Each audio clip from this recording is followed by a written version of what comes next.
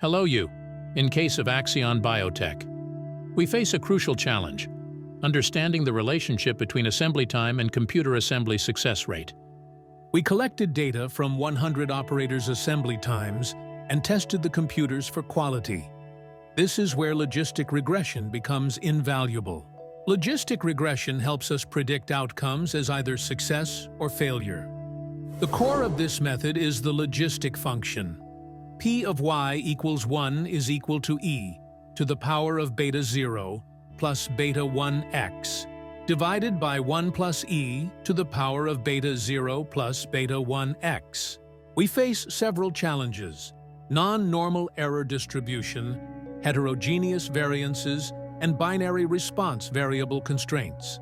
Our results show statistical significance in predicting failures based on assembly time.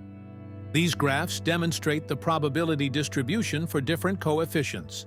Understanding logistic regression allows us to predict categorical outcomes using statistical modeling, providing crucial insights for quality control. Moving forward, we'll focus on more data collection, additional predictor variables, and continuous model refinement to enhance our quality control processes.